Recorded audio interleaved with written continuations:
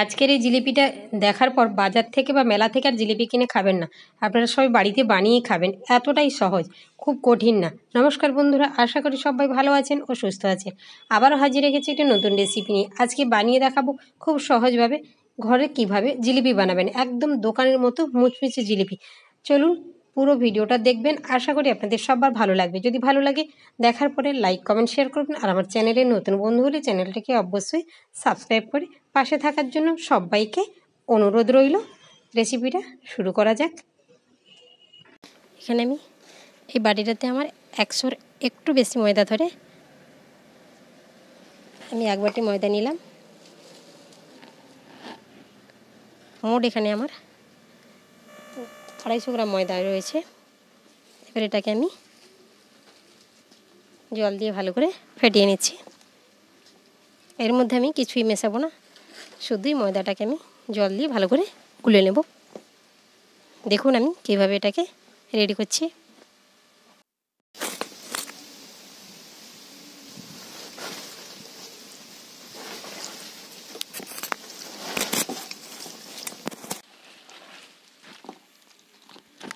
জলটা এখানে একবারে দেবেন না, অল্প অল্প করে দিয়ে ব্যাটারটা তৈরি করুন। এটাকে একটা নয় পাতলা নয় ঘন এরকম একটা ব্যাটার তৈরি করতে হবে। ভালো করে হাত দিয়ে ফেটাতে হবে, এটাকে একটা স্মুথ ভাব আনতে হবে এর মধ্যে।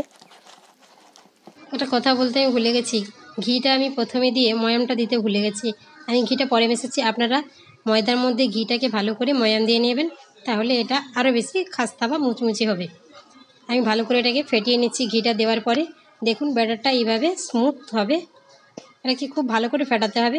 আপনারা চাইলে ইনোটা এখনই দিয়ে দিতে পারেন, দিয়ে ভালো করে ফেটিয়ে নিতে হবে, কিন্তু ইনোটা এখন থেকে দিলে একটু সমস্যা হবে। বাড়ির সামনের দিকে পরিবেশটা একটু দেখাচ্ছি, দেখুন কত সুন্দর। ফিশারির মধ্যে জলটা ভরে দেওয়া হয়েছে, এখন পুরোপুরি ভরা হয়নি, হাফ ভরা হয়েছে। তাতেই যা সুন্দর লাগছে, এটা যখন পুরোটাই জল ভরা থাকবে দেখতে আরও সুন্দর লাগবে। পায়রাগুলো সব কারেন্টের তারের উপর বসে আছে, দেখুন কত সুন্দর লাগছে। ব্যাটারটা আমার রেডি হয়ে গেছে। এইরকম ব্যাটারের ঘনত্বটা হবে। এটাকে আমি এক সাইডে সরিয়ে রেখে চিনির শিরাটা তৈরি করে নিচ্ছি। উনুনটা ধরিয়ে আমি কড়াইটা বসিয়ে দিয়েছি। কড়াইটা আমার গরম হয়ে গেছে। এখানে আমি 250 গ্রাম ময়দা নিয়েছি, 350 গ্রাম চিনি দিচ্ছি, আর আমি 150 গ্রাম জল দিচ্ছি। যেটাকে আমি একটা ঘন চেটচেটে শিরা তৈরি করে নেব। খুব বেশি ঘন না, খুব বেশি পাতলা না, এমনভাবে শিরাটা তৈরি করতে হবে যাতে জিলিপির মধ্যে খুব তাড়াতাড়ি রসটা ঢুকে যায়। এটাকে ঘন ঘন নাড়তে হবে, না হলে কিন্তু তলায় লেগে যাবে।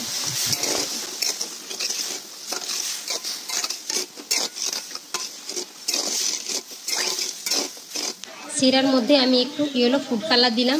আপনারা অপশনাল চাইলে দিতে পারেন, না চাইলে এটা না দিলেও চলবে। আপনারা কেশরও দিতে পারেন, আমার কাছে কেশর ছিল না তাই আমি একটু ইয়েলো ফুড কালার দিয়েছি। যেটাকে ভালো করে ফুটিয়ে নেব। চিনির শিরাটা দেখলাম প্রায় তৈরি হয়ে এসেছে। দেখুন এখান থেকে ফেলছি, তারের মতো একটু পড়ছে। এবার আমি হাত দিয়ে দেখাচ্ছি, দেখুন এর থেকে কিন্তু বেশি ঘনত্ব বা বেশি চেটচেটে করা যাবে না, হাতে একটু জাস্ট লেগে যাবে সেরকমই। এটাকে আমি নামিয়ে নিচ্ছি।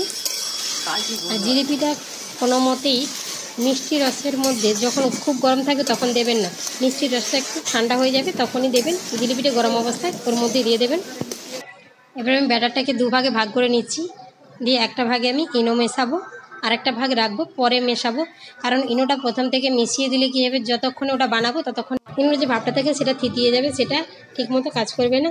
সেই কারণে এটাকে আমি পরে মেশাবো। আমি 250 গ্রাম ময়দার জন্য 1 প্যাকেট ইনো নিয়েছি। যে কোনো কালারের ইনো নিলে চলবে। এটাকে আমি কিছুটা দিয়ে ভালো করে ফেটিয়ে নিতে হবে। ইনো দেওয়ার পর একটা কথা মাথায় রাখতে হবে, ভালো করে ফেটাতে হবে, কারণ ইনোর মধ্যে যে বাবলস থাকে সেটা কিন্তু এর থেকে বের করতে হবে, না হলে জিলিপিটা দেওয়ার পরে একদম ফুলে ফাঁপা হয়ে যাবে, সঙ্গে সঙ্গে নেতিয়ে যাবে, মুচমুচে হবে না।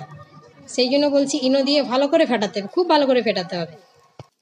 ইনোটা দেওয়ার পর এটাকে আমি 3 মিনিট মতো খুব ভালো করে ফেটিয়ে নিয়েছি, যাতে এর মধ্যে কোনো বাবলস তো না থেকে যায়, সেই কারণে।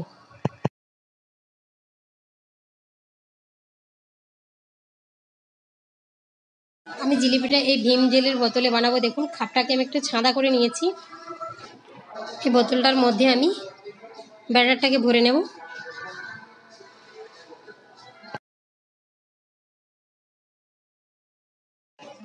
আমি এরকম একটা চাপটা কড়াই নিয়েছি, এতে করে জিলিপিটা খুব সুন্দর ভাজা হবে। কড়াইটা আমার গরম হয়ে গেছে, এবারে আমি দিয়ে দিচ্ছি তেল। তেলটা কিন্তু একদম ভর্তি দেওয়া যাবে না, মিডিয়াম দিতে হবে যাতে জিলিপিটা একটু ভেসে থাকে সেইভাবে। এখানে কিন্তু একটা কথা মনে রাখতে হবে, তেল কিন্তু খুব ভালো করে গরম করে নিতে হবে। ঠান্ডা তেলে কিন্তু দিলে জিলিপি একদম ফুলবে না, আর ওর মধ্যে রসটাও ডুববে না। মেলায় যে দোকানদাররা জিলিপি ভাজে সেই রকম শেপ হয়তো হবে না, কিন্তু তবু আমরা চেষ্টা করছি নিজেদের মতো করে বানানোর। অনেকটাই সুন্দর হয়েছে, তাদের মতো না হলেও দেখতে মোটামুটি ভালো হয়েছে। আর আঁচটাকে কিন্তু মিডিয়ামে দিতে হবে, হাইতে দেওয়া যাবে না, তাহলে খুব তাড়াতাড়ি জিলিপিগুলো পুড়ে যাবে। জিলিপিটার এক পিঠ হয়ে গেলে উল্টে দিতে হবে। আর জিলিপিটাকে একটু মুচমুচে করে ভাজতে হবে, একটু লালচে লালচে করে ভাজলে কিন্তু বেশি সময় মুচমুচে থাকবে। সাদা সাদা ভাজলে তখন একটু নরম হয়ে যাবে খুব তাড়াতাড়ি। আর চিনি শিরাটা কিন্তু ঠান্ডা হয়ে যাওয়ার পরে কিন্তু এই গরম জিলিপিটা চিনি শিরার মধ্যে দিতে হবে। চিনি শিরা যদি গরম থাকে, জিলিপি গরম থাকে, তাহলে কিন্তু জিলিপিটা অনেকটাই নরম হয়ে যাবে, তখন কিন্তু আর মুচমুচে ভাবটা আসবে না। চিনি শিরাটাকে কিন্তু ঠান্ডা করে নিতে হবে।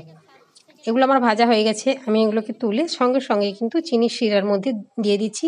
যেহেতু জিলিপিটা গরম আছে সেই জন্য চিনি শিরাটা খুব তাড়াতাড়ি জিলিপির মধ্যে ঢুকে যাবে। আপনারা এইভাবে একবার ট্রাই করে দেখতে পারেন, আশা করি আপনাদের ভালোই লাগবে।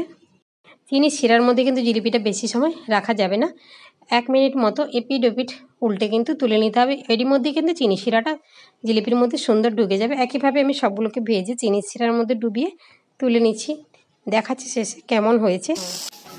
দেখুন জিলিপিগুলো কত মুচমুচে হয়েছে, আওয়াজটা শুনতে পাচ্ছেন নিশ্চয়ই। আর ভেতরে রসটাও খুব ভালোভাবে ঢুকে গেছে, খেতেও খুব সুন্দর হয়েছে, একদম দোকানের মতো, দোকানের থেকে কোনো অংশে কম না। আপনারা এইভাবে বাড়িতে বানিয়ে খেয়ে জানাবেন কমেন্ট করে কেমন হয়েছে। পুরো ভিডিওটা দেখার জন্য সবাইকে ধন্যবাদ। সবাই ভালো থাকুন, সুস্থ থাকুন। দেখা হচ্ছে আবারও কোনো দিন কোনো নতুন রেসিপি নিয়ে, ততক্ষণ ভালো থাকুন।